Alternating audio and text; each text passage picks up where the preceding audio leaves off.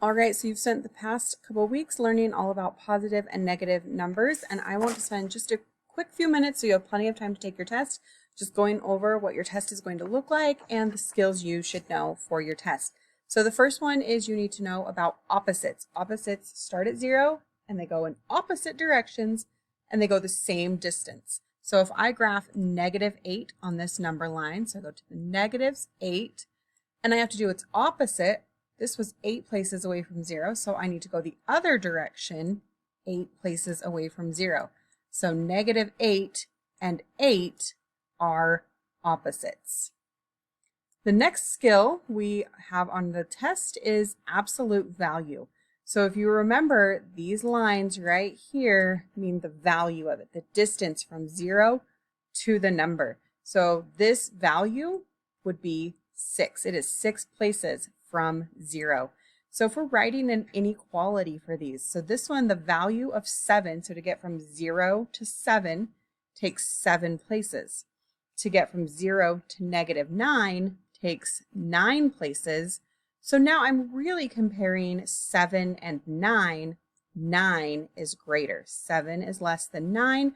9 is greater than 7. So the value of -9, the absolute value of that, the distance, is greater. If we're just looking at the numbers, yes, 7 is bigger than -9, but this wants us to tell about the distance it takes to get from 0 to that number.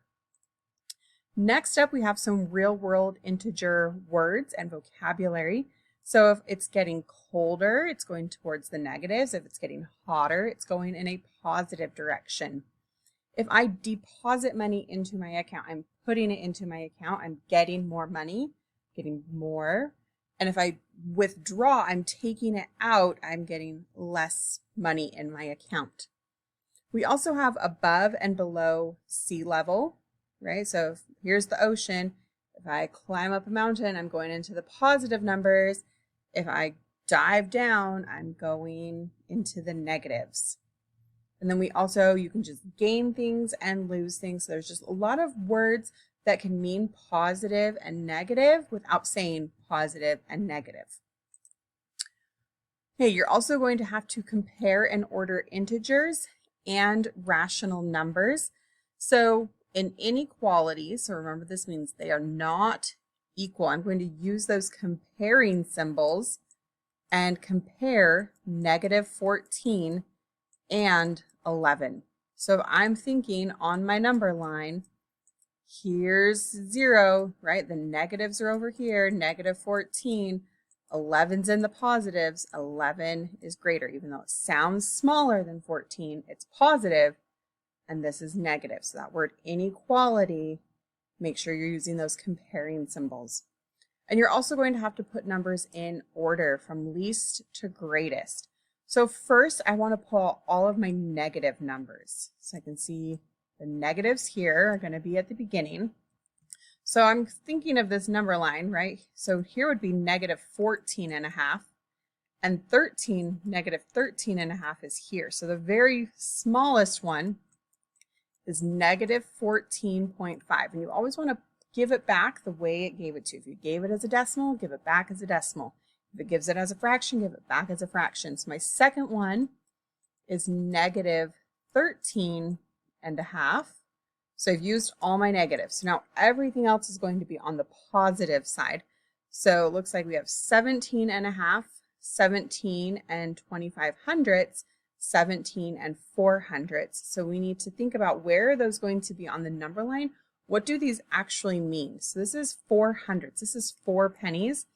This one has 25 cents.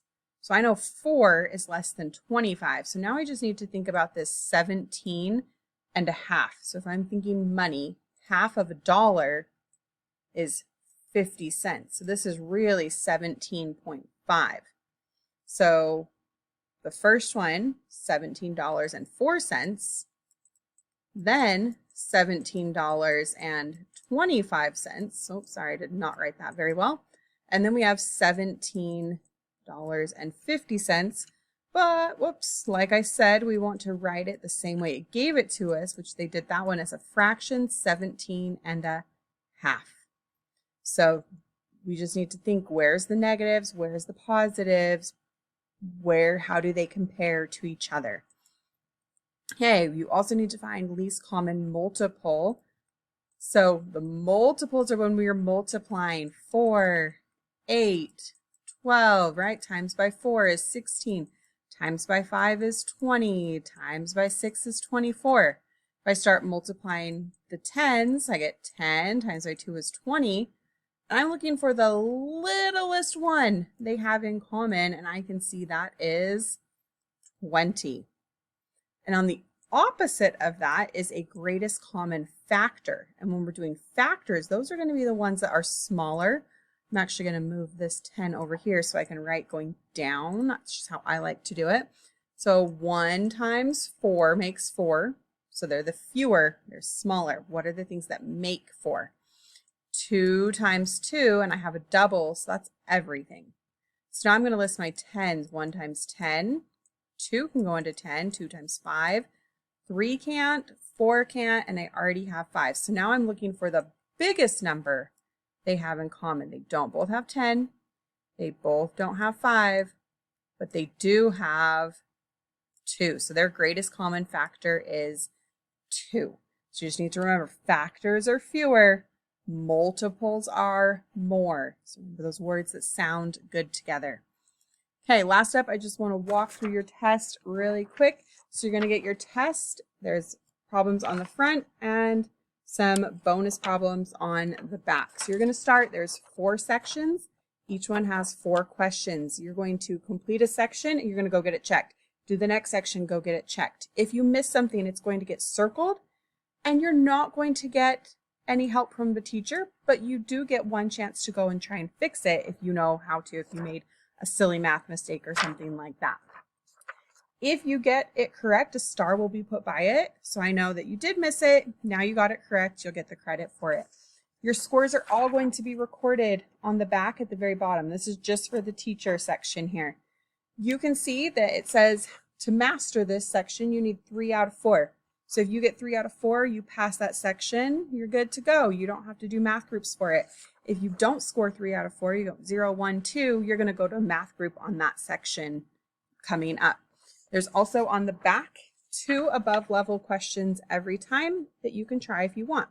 I would say, yeah, try them. They can't hurt you. It's not going to lower your score, but it could raise it. Every time you get a problem correct, it's worth half a point. So if you got mastered all 4 skills, that's a 3, and then you get one of these correct, boom, that bumps you up to a 3.5. If you mastered 2 skills, that's a 2.